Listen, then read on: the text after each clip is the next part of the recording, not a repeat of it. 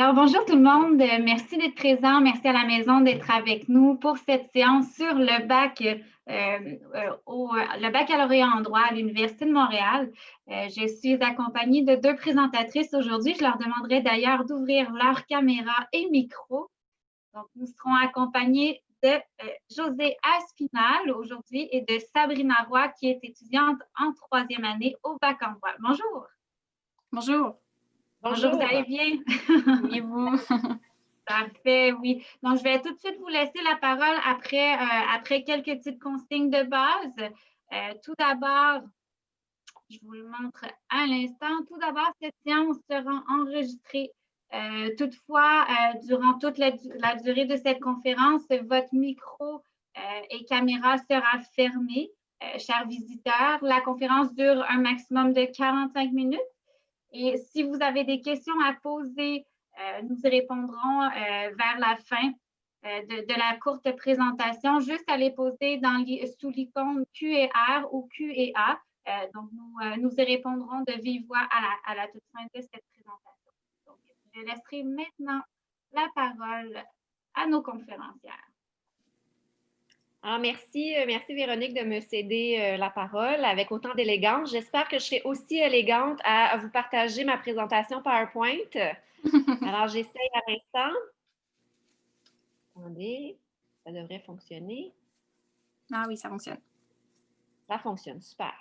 Alors, bonjour à tous, bonjour à toutes. Merci d'être présents pour les portes ouvertes virtuelles pour le baccalauréat en droit. Alors, je me présente, je m'appelle José Aspinal, je suis avocate et directrice générale des cliniques juridiques pour la Faculté de droit de l'Université de Montréal.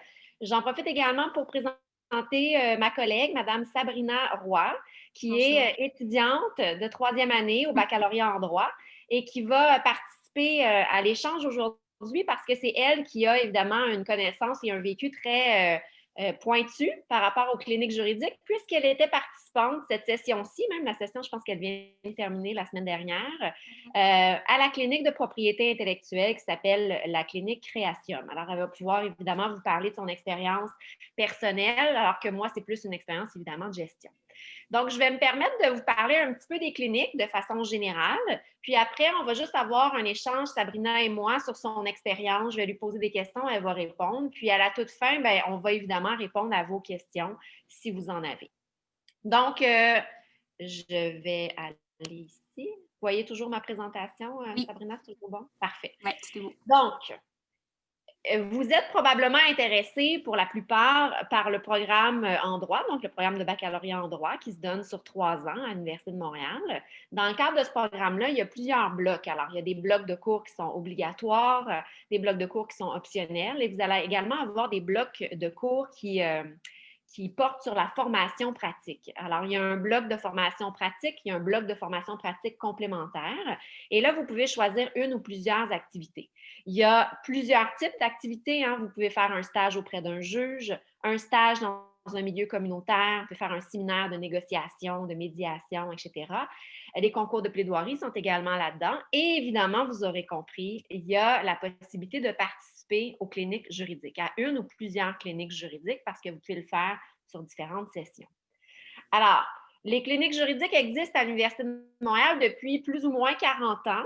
Alors, la clinique générale de droit, en fait, elle existe depuis plus ou moins 40 ans. Puis, au fil des années, on a ajouté des cliniques spécialisées, dont la clinique de propriété intellectuelle à laquelle Sabrina a participé la dernière session.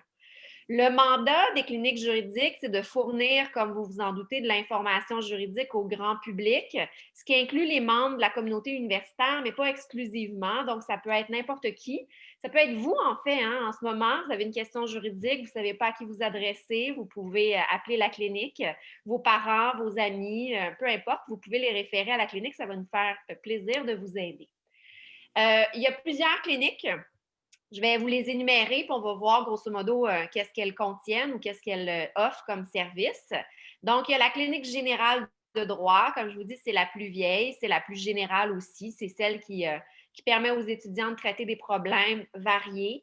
Donc, droit des obligations, protection du consommateur, donc un bien défectueux, un vice caché dans une maison, une chute sur un trottoir, droit de la famille, tout ce qui est séparation, divorce, pension alimentaire, garde d'enfants, droit immobilier, alors augmentation de votre loyer ou votre propriétaire refuse de renouveler votre bail ou vous avez des problèmes avec vos voisins.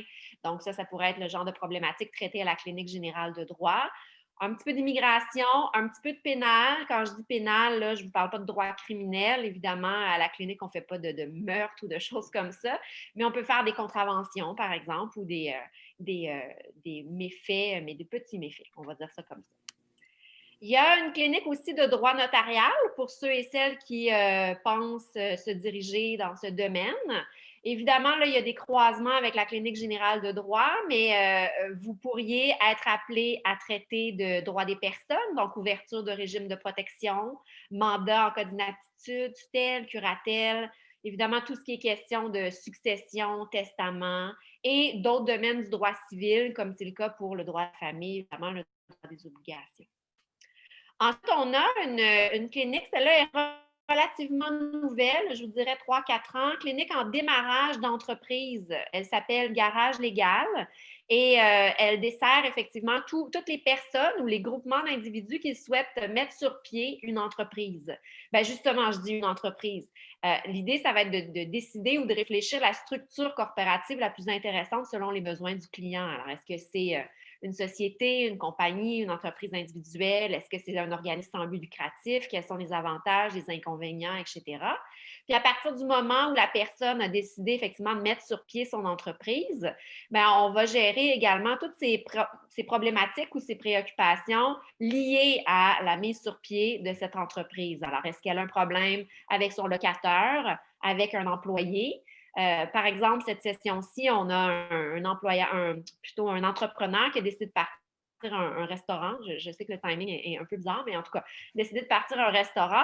Puis là, il voulait mettre une pancarte et il y avait des problèmes avec la ville. Donc, il voulait avoir plus d'informations sur la réglementation municipale permettant d'ériger effectivement une pancarte ou une affiche à côté de son commerce. Donc, c'est le genre de choses qui sont traitées à la clinique en démarrage d'entreprise. Ensuite, on a une clinique pour les professionnels immigrants. Donc, ça, c'est la clinique Profil. Cette clinique-là s'intéresse vraiment aux professionnels qui ont été formés à l'étranger et qui arrivent au Québec et qui veulent faire reconnaître leurs acquis ou leurs compétences auprès des différents ordres professionnels. Donc, vous avez un ingénieur, par exemple, formé en France qui vient ici. Qu'est-ce qu'il doit faire pour qu'on reconnaisse ses acquis?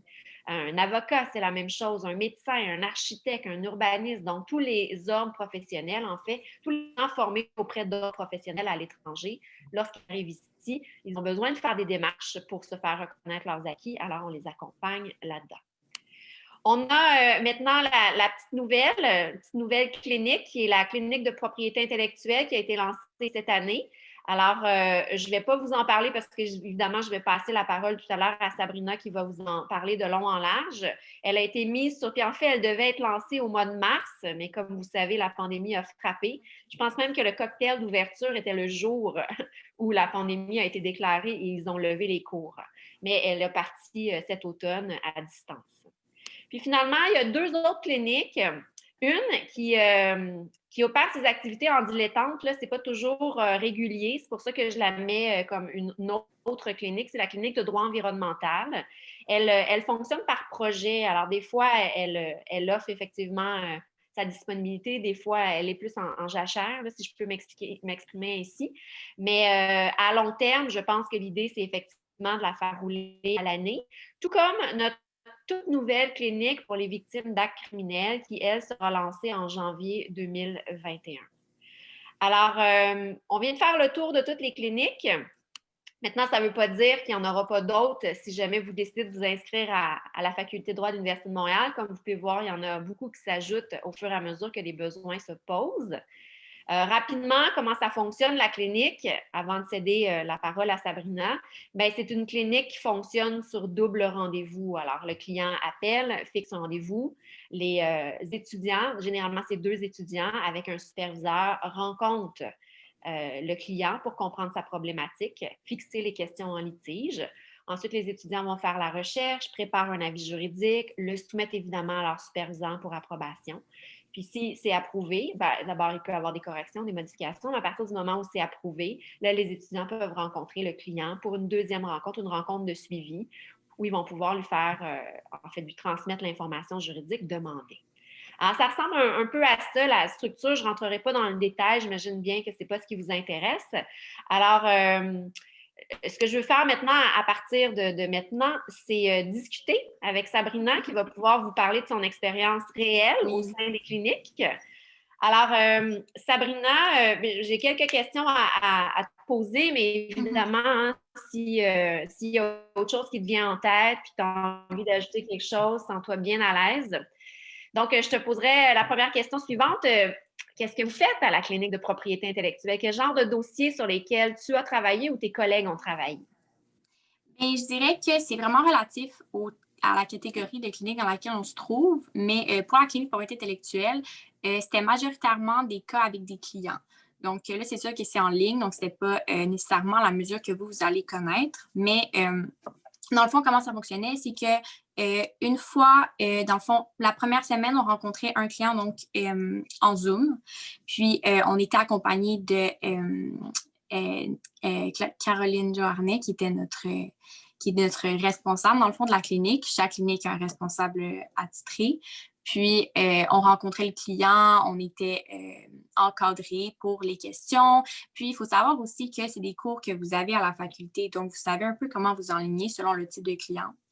Puis ça, c'est majoritairement, ça, c'est des clients qu'on rencontre. On a une semaine environ pour écrire notre avis juridique, qui n'est pas un avis juridique parce qu'on n'a pas le droit de donner notre opinion. Ça, vous allez l'apprendre à la faculté. Mais dans le fond, on commence, on rencontre le client. Ensuite, on fait comme une rencontre de suivi qu'on appelle. Puis, on lui explique, dans le fond, l'état des choses. On lui dresse comme un portrait juridique. Sinon, ce qui est agréable aussi avec la clinique, c'est que, oui, au-delà de vous montrer ce côté pratique-là, moi, j'ai rencontré beaucoup de professionnels. On a eu des conférences avec des juristes qui œuvraient dans le domaine de la propriété intellectuelle. Ça nous permet de découvrir une face cachée un peu, des choses qu'on ne voit pas nécessairement, donc qui montrent un peu plus c'est quoi la pratique en réalité. Puis, on a aussi une présentation qu'on fait avec une association des artistes du Québec qui se déroule la semaine prochaine. Donc, on est en train d'organiser ça actuellement. C'est comme notre gros projet de fin de session. Puis, c'est ça. Donc, dans le fond, c'est vraiment relatif aux différentes cliniques. Mais c'est ça, ça vous permet de rencontrer les professionnels, puis de vraiment savoir c'est quoi le côté pratique dans le fond, de ce travail-là. Sinon, les cas que j'ai eus, j'ai vraiment parlé, j'ai vraiment rencontré, j'ai été confrontée à plusieurs cas différents. Ce qui est agréable avec le droit, c'est que les domaines de pratique ne sont pas comme mis dans une petite boîte. Là. Ils se chevauchent un peu dépendamment des cas qu'on a. Puis c'est ça qui est agréable, c'est que même si on fait de la propriété intellectuelle, on touche un peu à tout. On peut toucher à droit plus des affaires, on peut toucher au droit civil. Donc, j'ai entremêlé plein de connaissances que j'avais, qui est vraiment agréable. J'ai eu des cas sur marque de commerce, droit d'auteur, droit de brevet. Donc, aussi, même au-delà de ça, ça va jusqu'à j'ai écrit une politique de confidentialité là, avec un client. Donc, c'est vraiment diversifié. Puis, c'est ça, la beauté de la clinique, justement, c'est que ça vous permet de découvrir ce côté de la pratique qui fait que même si on fait de la propriété intellectuelle, on fait beaucoup d'autres choses. Donc, c'est pas mal ça. Mais merci. Mais pour ceux et celles peut-être qui ne sont pas super à l'aise justement avec propriété intellectuelle, brevet, marque de commerce, quand même des termes assez spécifiques, est-ce que tu peux peut-être nous parler d'un cas en particulier qui t'a touché ou que tu as aimé ou en tout cas qui t'a touché? Oui. Comme ça. C'était mon premier cas, en fait. C'était une cliente qui travaille pour une ville. Puis, dans le fond, elle avait publié sur le site de la ville. Dans le fond, ils font planter des arbres, là, comme n'importe quelle municipalité. Là. Souvent, on s'inscrit pour faire planter un arbre sur notre propriété. Puis, dans le fond, elle avait utilisé une photo qui se trouvait sur Internet, donc comme beaucoup de gens font, mais sans le savoir, chaque photo qui est publiée sur Google et appartient à un auteur, donc à l'auteur de l'œuvre. Puis, c'est pas parce qu'elle est disponible sur Internet qu'il n'y a pas des droits qui encadrent cette photo-là. Puis, moi, c'est un domaine qui m'intéresse beaucoup. Puis, j'aimais pouvoir le mettre en application parce que j'avais pris un cours justement là-dessus. Puis, c'est ça, dans le fond, la cliente était venue nous consulter pour savoir c'est quoi son recours parce qu'elle avait reçu une mise en demeure là, d'une compagnie située à Los Angeles. Là. Donc, on découvre un côté beaucoup plus empathique où est-ce qu'on doit vraiment s'adapter aux besoins du client. Puis je pense que ça, c'est quelque chose que on n'apprend pas nécessairement à la faculté dans la mesure où c'est beaucoup plus côté théorique. Je pense que c'est ça la nécessité d'avoir des cours pratiques comme ça, c'est que le droit, c'est pas juste le code civil et ce qu'on apprend en cours, c'est aussi d'être capable de s'adapter aux besoins de son client. Moi, je me rappelle, cette cliente était devenue très émotive parce que ça peut être intimidant pour n'importe qui de recevoir une mise en demeure d'une aussi grande ampleur. Mais ça, c'est important de savoir comment s'adapter aux besoins du client, comment l'écouter. Donc, ça, c'était vraiment un des cas que j'ai préféré. Puis, est-ce qu'il y a un dossier en particulier qui t'a rendu fière, tu sais, comme satisfaite de participer à la clinique juridique parce que tu avais l'impression de faire une différence dans la vie de quelqu'un? Oui, oui, en fait, je me rappelle, il y avait une cliente qui, c'est comme on appelle ça en fond un vol d'identité. Donc, c'est une cliente qui avait fait une recherche sur LinkedIn et avait découvert qu'il y avait quelqu'un qui avait fait son compte, avait utilisé son nom pour faire un compte. Puis, la cliente était un peu désemparée dans la situation parce que malgré le fait qu'elle avait contacté la plateforme, là, elle n'avait jamais eu de réponse. Donc, elle nous a écrit parce qu'elle voulait savoir c'était quoi sans nécessairement avoir un recours, là, donc aller en cours. Elle voulait savoir s'il n'y avait pas des mesures qui se présentaient à elle, qu'elle pouvait utiliser. Puis, comme je parlais tout à l'heure, ça va au-delà de ce qu'on trouve dans la doctrine, dans les notes de cours, donc qu'on écrit en classe. Donc, c'est vraiment de la recherche, d'aller lire c'est quoi la politique de confidentialité de LinkedIn. Ça a vraiment été quelque chose qui nous a pris beaucoup de temps, puis ça a été quelque chose qui était très motivant parce que ça allait au-delà de ce que nous-mêmes, on connaissait. Puis, ce qui m'a rendu vraiment fière, c'est qu'après toutes ces heures de travail et de recherche, la cliente a écrit à la clinique pour dire justement, elle voulait nous féliciter, elle nous a dit que ça lui a pris comme 15 minutes, là, puis le lendemain matin, elle a appliqué dans le fond les solutions qu'on lui a proposées, puis le cas s'est réglé. Là, donc, c'est agréable de savoir que ce qu'on apprend à l'école, on est capable de le mettre en pratique puis d'aider les gens tout de suite sans même tout de suite avoir le titre de juriste parce qu'on n'a pas encore le barreau. Mais ouais, j'étais vraiment, vraiment contente. Oui, j'ai vu ce courriel-là d'ailleurs. J'en profite pour te féliciter à nouveau.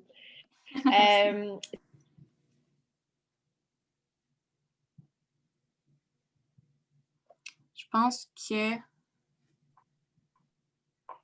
Parfait, c'est pas grave, on va attendre que ça revienne. Je n'étais pas certaine si c'était moi ou...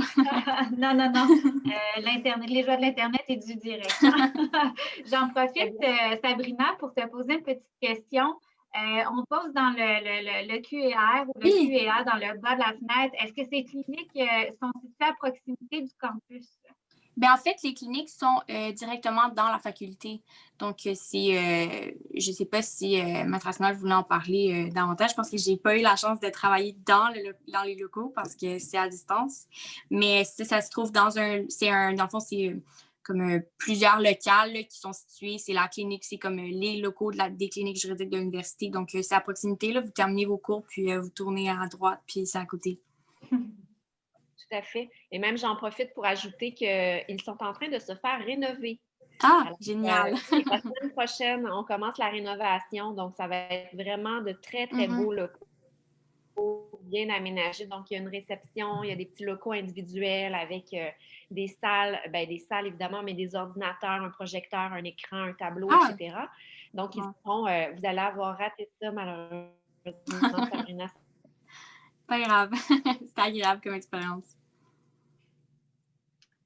Parfait. Donc, on va en profiter à ce moment-là pour répondre à une autre question. Aux autres, pas de problème. Pas de souci. Donc, pouvez-vous nous parler du processus d'admission en détail, s'il vous plaît, entrevue? Si tu veux, Sabrina, je peux prendre la parole là-dessus. Au niveau du processus d'admission, en fait, c'est tout simple. Hein. Pour déposer dans ce programme-là, c'est de simplement déposer une demande d'admission, de payer les frais et par la suite, votre dossier est évalué. Si vous êtes étudiant universitaire, évidemment, à l'extérieur de l'UDM, va falloir fournir vos relevés de notes universitaires. Pour les étudiants qui sont au cégep actuellement, vous, dans ce cas-là, vous n'avez pas de relevé de notes. Donc, c'est simplement déposer sa demande d'admission.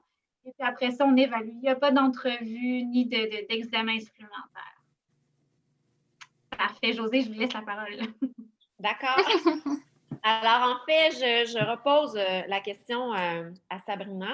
Est-ce que tu as rencontré des difficultés, hormis peut-être certaines difficultés technologiques liées à Zoom et à Teams? Non, mais est-ce que tu as rencontré des difficultés justement dans le cadre de tes rencontres clients? Si oui, ben lesquelles et comment est-ce que tu as fait en fait pour pallier la situation? Oui, ben, je dirais que, ben, comme j'ai un peu parlé tout à l'heure, la majorité des réponses ne se trouvent pas dans ce que vous apprenez nécessairement en classe. Parce que en classe, comment on apprend, c'est très théorique. Hein? Donc, le code civil, comment ça fonctionne, c'est bon, dans telle condition, voici la réponse, dans telle condition, voici la réponse. Mais ces conditions-là, il faut les repérer quand un client explique la situation. Donc, souvent, bien, quand on est tout jeune dans le domaine, c'est une difficulté d'être capable de repérer ça. Puis, même quand on creuse dans nos notes ou dans la doctrine, mais la réponse ne se trouve pas toujours. Donc, moi, je dirais que c'est une grande difficulté, c'était de trouver des réponses quand il y a plein de domaines de droit qui se chevauchaient. Mais je dirais que moi, ce qui m'a aidé le plus, c'est les professionnels, hein, parce que l'Université de Montréal, je dirais que sa grande force, c'est les experts qui travaillent avec nous. Donc, nos enseignants sont extrêmement compétents. Ils se retrouvent là dans des doctrines qui sont consultées partout pour être capables de comprendre le droit civil. On a des experts de renommée. Donc, c'est vraiment, on a la chance de pouvoir travailler avec des juristes de taille comme ça. Donc, il faut savoir que, bon, même s'il y en a certains qui pensent que le monde du droit, oui, c'est un domaine qui est compétitif, mais au contraire, moi, je perçois ça plutôt comme, dans le fond, les experts sont là pour s'aider. Puis ça, c'est quelque chose que j'ai vraiment constaté cette année en travaillant en étant dans la clinique. C'est que les experts, ben, les gens avec qui on travaille, les gens qui nous enseignent, ben, ils sont là pour nous aider, puis ils sont là pour nous offrir des ressources. Puis moi, à chaque fois que je leur écrivais, j'avais toujours des réponses, des téléphones. Puis ça m'a beaucoup aidé. Puis aussi, ben, les responsables des cliniques aussi là, sont extrêmement compétents. Moi, ma responsable, Caroline Jarnet, c'est une avocate extrêmement compétente. Puis elle avait toujours des réponses à nos questions. Elle savait comment nous enligner. Je dirais qu'au début, j'étais un peu stressée hein, parce qu'on ne sait jamais les premières consultations clients. On ne sait pas trop. C'est comme nos premières fois. C'est comme la première fois qu'on est vraiment confronté à bon, OK, c'est quoi être un avocat? Mais ils sont là pour nous orienter. Ils sont là pour nous poser des questions. Ils savent qu'est-ce qui est à notre niveau pour notre niveau de pratique. Donc, j'ai toujours été capable d'accomplir mes mandats. Puis, ça m'a rendue extrêmement fière d'être confrontée à des difficultés comme ça parce que ça m'en a appris beaucoup. Est-ce que tu étais tout seul quand tu rencontrais les clients ou est-ce que vous étiez toujours en équipe de 2? Oui. Je crois qu'en fait, c'est comme ça dans toutes les cliniques, si je ne me trompe pas, mais on est mis en équipe de 2 pour toute la session. Donc, moi, j'avais une personne que je connaissais dans ma classe parce qu'en clinique juridique, on fait ça en 2 ou en 3e année. Donc, vous allez voir, là, quand on rentre en première année, on a des sections qui sont fermées. Donc, on a la même section pour toute l'année, ce qui est vraiment, vraiment, ce qui vous aide beaucoup parce que vous allez faire des liens, vous allez avoir des amis pour vous pouvoir étudier, vous allez faire des connaissances. Puis ça, c'est quelque chose que j'ai beaucoup apprécié. Puis c'est ça, c'est une connaissance que je me suis faite dans le cadre de ma première année. Puis c'est ça, on a travaillé en équipe ensemble toute l'année, puis on a vraiment bien préparé la tâche, on s'est beaucoup aidé. Souvent, bon, comment ça fonctionne dans la clinique pour être intellectuelle, c'est que une rencontre sur 2, il y en a une qui prend comme la charge de poser les questions, puis qui est plus connectée avec le client, celle qui s'occupe de envoyer les courriels et tout, donc les échanges. Donc, ça permet de voir les deux côtés un peu de la médaille, parce qu'une semaine sur 2, c'est toi, une semaine sur 2, c'est les pop. Donc, ouais, on est en équipe de 2 qui ont toujours quelqu'un contre qui on peut se fier là, si on a des questions, peu importe. Puis en fait, une autre question par rapport à ça. Est-ce que tu peux nous expliquer d'où te vient cet intérêt-là pour la propriété intellectuelle? Parce que c'est pas un sujet commun non plus. Alors, comment tu as fait pour connaître ça? Comment tu t'es dit, tiens, moi, je vais postuler à la clinique de propriété intellectuelle? Oui. Ben, je dirais, ça, vous allez le voir aussi quand vous allez rentrer à la faculté. Le monde du droit, c'est un monde qui englobe tout. Donc, le droit est connexe à tout ce que vous pouvez imaginer. Moi, j'ai pris un cours de propriété intellectuelle parce qu'en fait, on ne sait pas nécessairement, mais c'est une branche du droit des affaires. Donc, souvent, il y a des cabinets dans le fond qui œuvrent dans le droit des affaires qui ont aussi comme une branche de propriété intellectuelle. Donc, tout ce qui est c'est les brevets de pharmacie, droit d'auteur sur des films, en tout cas des choses comme ça. Puis, moi, j'ai pris le cours j'ai pris cours en droit d'auteur. J'ai commencé avec ce cours parce que j'avais une curiosité intellectuelle. Puis, j'ai confirmé mon intérêt avec l'enseignante. Puis, cette session, j'ai pris droit des brevets. Donc, c'est ça, je crois que la faculté offre 2 cours de propriété intellectuelle, donc droit d'auteur et brevet et marque de commerce. 2 cours qui sont extrêmement intéressants. J'en ai appris beaucoup. Ce qui est intéressant aussi, c'est que, oui, vous avez des juristes, vous avez des avocats enseignants de profession, mais vous avez aussi des chargés de cours. Donc, chargés de cours, c'est des gens, par exemple, qui œuvrent dans la pratique, donc qui est avocat directement avec des clients, qui fait des rencontres, et dans un cabinet, par exemple, et qui, de côté, a aussi et enseigne. Donc, ça fait un d'avoir le côté pratique, le côté théorique. Puis, moi, j'ai eu la chance d'avoir les deux parce que j'avais Isolde Gendreau en droit d'auteur, puis j'avais une autre enseignante en droit des brevets. Est-ce que tu as l'intention de poursuivre dans ce domaine-là? Oui, oui, en fait, oui, ça avait confirmé mon intérêt. Justement, là, ça, c'est une chose aussi que vous allez avoir la chance de faire à la faculté. Vous pouvez faire des projets de recherche avec des enseignants. Donc, on appelle ça des assistants de recherche. Donc, si vous voulez en apprendre sur un sujet, vous avez juste une curiosité intellectuelle, vous avez aimé un enseignant. Moi, j'ai eu la chance de faire un assistant de recherche avec Isolde Gendreau la session prochaine. Donc, c'est des extrêmement beaux projets parce que ça vous permet de rencontrer des juristes, de faire des relations professionnelles, voire amicales avec des juristes. Ça vous permet de rentrer dans le domaine, de voir comment ça fonctionne. Puis ça, c'est des belles expériences. Puis en terminant, Sabrina, si tu avais à me dire, ben pas à moi en fait, si tu avais à leur dire oui. une chose que tu retiens, oui. disons une chose personnelle que tu retiens, une chose professionnelle que tu retiens de cette expérience-là. Professionnel, ben, je pense que ça peut répondre aux deux. Première, je pense que c'est important tant pour votre passion, vos intérêts, de vous impliquer dans ce que vous... Quand vous avez un doute de quelque chose que vous pensez que vous aimez, je pense que c'est important de juste l'essayer. La faculté vous offre tellement d'opportunités de vous impliquer dans des comités, dans des cliniques, de travailler avec des enseignants, d'aider, envoyer un courriel à un enseignant. Parfois, est-ce que vous avez besoin d'aide? L'enseignant peut vous dire oui. Donc, c'est souvent comme ça qu'on tisse des liens. Moi, je pense que si vous avez une curiosité pour quelque chose, vous devez l'essayer parce que c'est ça qui va vous permettre de connaître sont où vos domaines de pratique, vos domaines que vous aimez le plus. S'il y en a qui vont préférer le droit pénal, il y en a qui vont préférer le droit civil, juste ça, discuter avec les enseignants. Donc, vraiment, quand vous avez un petit instinct là, que vous aimez quelque chose, ben essayez-le. C'est le moment pendant le bac là, de savoir ce que vous aimez, de profiter des ressources que la faculté vous offre, hein, parce qu'on en a beaucoup. Puis d'y aller à fond, puis suivre votre passion, parce que c'est ça qui va faire que vous allez adorer ce que vous faites. Merci. Merci, Sabrina. Moi, plaisir. D'autres questions? Je ne sais pas si tu veux spontanément ajouter quelque chose ou si tu veux peut-être répondre aux questions que Véronique pourra te transmettre. Ben, je peux répondre aux questions, oui. Parfait. Donc, on va essayer d'y aller toutes les trois ensemble parce qu'on a plusieurs questions quand même sur les conditions d'admission.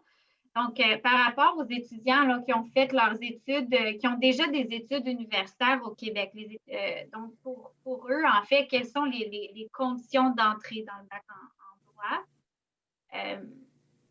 Si vous n'avez pas la réponse, je peux m'avancer. J'allais dire, moi, je ne fais pas partie de l'admission, fait que je vais vous laisser répondre. Parfait. Ben, super, pas de problème. En fait, pour les étudiants québécois, la condition de base est d'avoir le diplôme d'études collégiales. Donc, si jamais vous n'avez pas d'études collégiales, à ce moment-là, vous devez obligatoirement avoir complété 48 crédits universitaires, ce qui est l'équivalent de 2 ans universitaires à temps plein. Donc, ça répond un peu à cette question-ci. Est-ce que la question, c'était... excusez, je ne sais pas si ça live, parce que je ne voulais pas vous couper ou peu importe. J'espère, la question, c'était un diplôme universitaire, donc avant, ou c'était un diplôme collégial? En fait, on demandait si on a déjà des études universitaires. C'est ça, à savoir que vous n'êtes pas les seuls à avoir un bac en rentrant à la faculté. Là, la moyenne d'âge est quand même élevée à la faculté. Donc, moi-même, j'étais surprise parce que moi, j'étais tout jeune du cégep. Là.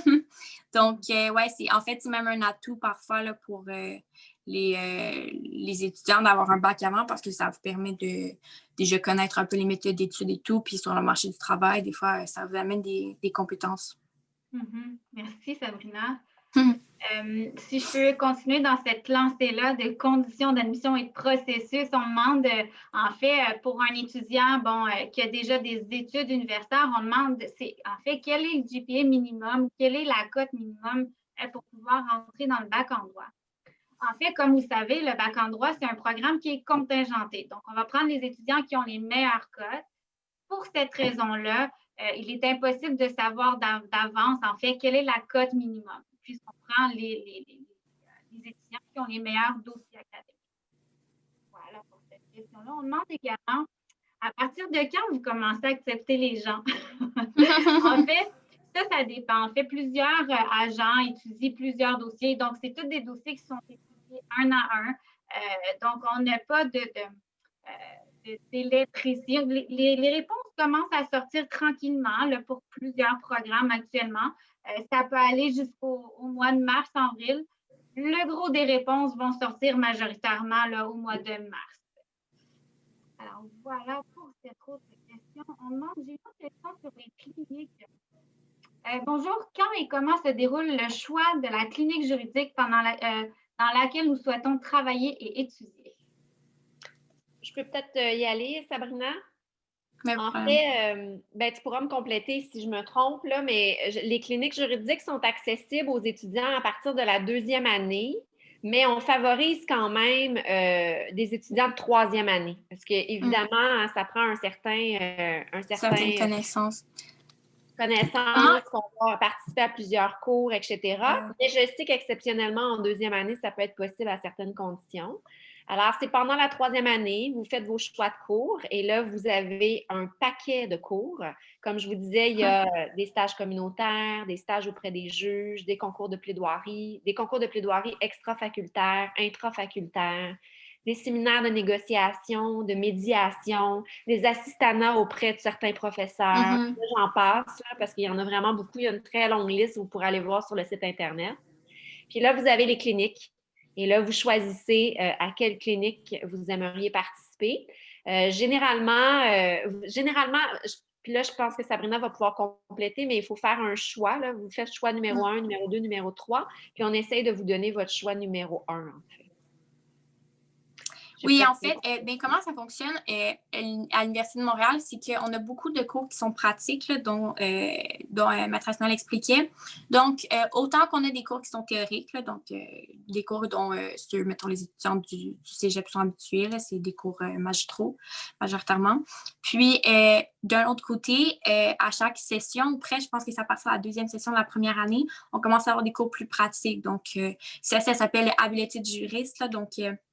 on a le premier cours qui est comment faire de la recherche, hein, parce que veut pas, ça, on le sait pas, là, mais c'est ce qui va vous permettre de comprendre puis de répondre aux questions de vos clients. Ensuite, on continue avec d'autres trucs de ce côté pratique, puis on déboule jusqu'à le choix final qui est par rapport à la clinique ou comme Maître Asnal expliquait, là, tous les choix qu'on a. Super. On a une autre question. Est-ce que le travail en clinique juridique est rémunéré? En fait, c'est un... rémunéré en crédit. Oui, c'est ça. Ça vous prend ça vous enlève un cours. C'est très apprécié quand on a... Est-ce que vous vouliez compléter? Pas de mon côté. OK, Donc, bon. à ce moment-là, on va prendre une autre question. Donc, pour un étudiant ayant le bac français, quelle est la condition? En fait, pour toutes les conditions d'admission, si jamais vous avez une question précise, n'hésitez surtout pas, là, après cette séance-ci, de contacter le service de l'admission et du recrutement.